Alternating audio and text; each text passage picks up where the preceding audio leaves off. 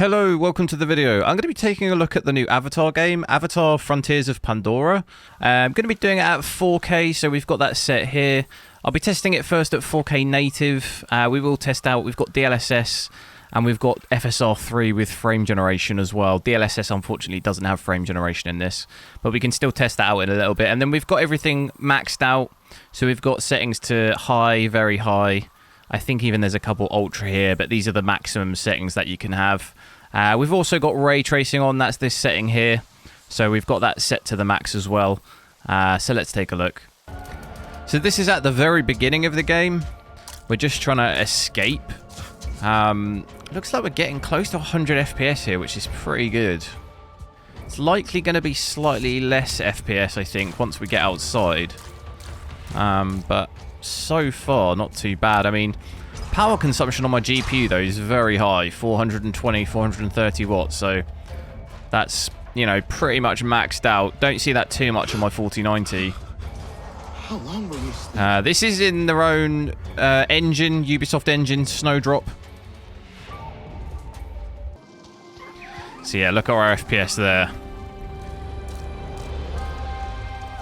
Down from 80 to 100 to under 60, but graphically it looks pretty good.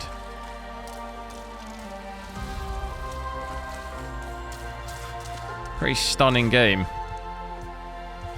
But yeah, probably going to need some sort of upscaling with everything maxed to Hello? Maybe the others to stay over 60 FPS. Look at that though. Looks good.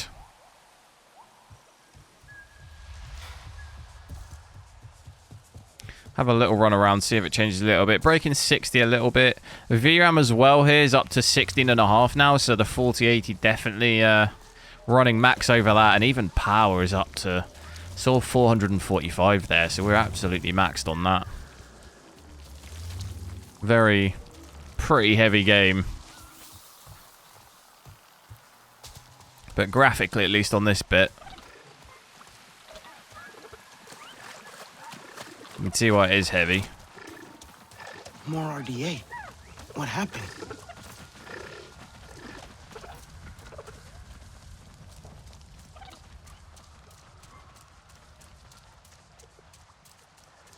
Right, so I'm now just going to take a look with DLSS on. So we've got DLSS set here. We've got it on quality.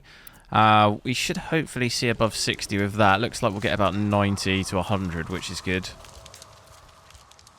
There is no frame generation with DLSS on this. It only looks like FSR3 has the ability for frame generation. But at least here with even DLSS quality, we'll get above 60 with everything 4K maxed out. So it's still better than being underneath that. Looks like VRAM, though, is crept up above 17 gig now, so even power still, even with DLSS, power's still staying pretty high. Over here. By the tree. But still a pretty tough game to run. Not noticing too much image, a loss of image quality, not too bad. Still stays relatively good. You will need arrows. Check out about that. I think for the most part with DLSS quality on here, probably won't dip below 60 with a bit of luck. Seems like we're staying above that for the most part. They taught you to be human, but you are not we. See the forest as I do.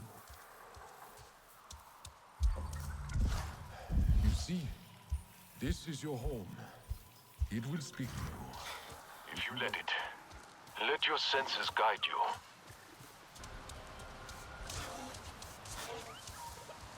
But a pretty smooth game. I don't think I've had any stuttering at all. Decent in that aspect, at least. No complaints there. Just obviously a little bit of a heavy game to run. Still looks good, even with DLSS.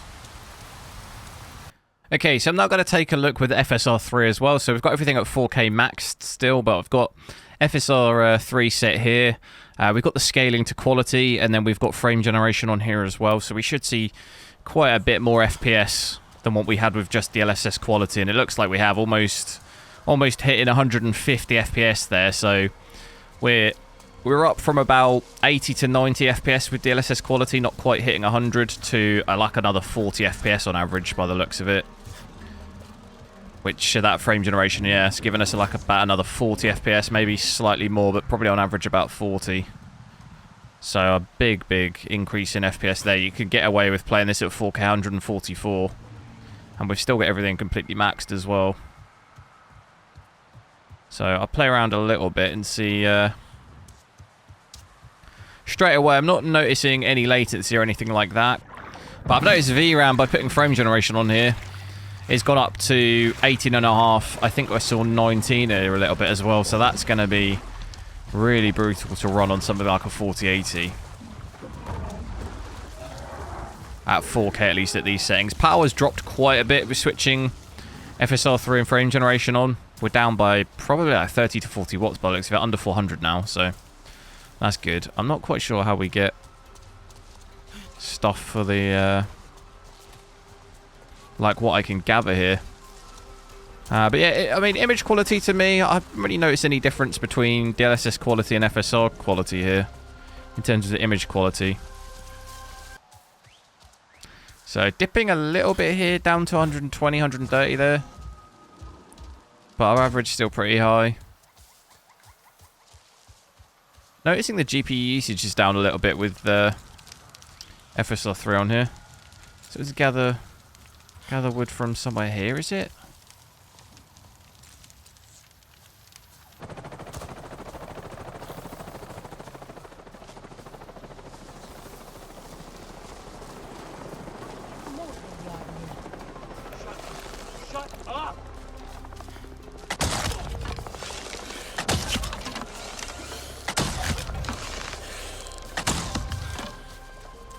Is that all of them?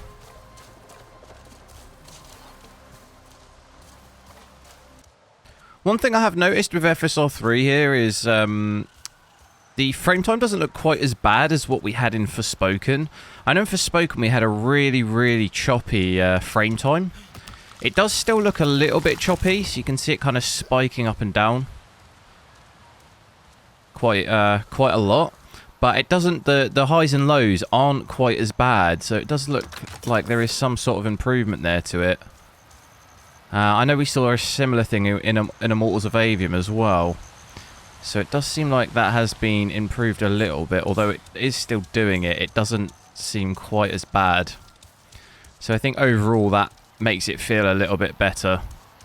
I know, before in Forspoken, sometimes, although we have the high frame rate, it sometimes doesn't feel like you're actually at that high frame rate sometimes because the frame time is so up and down.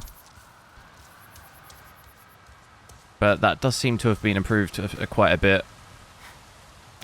Right, that's going to be it for this video, guys. Thanks a lot for watching.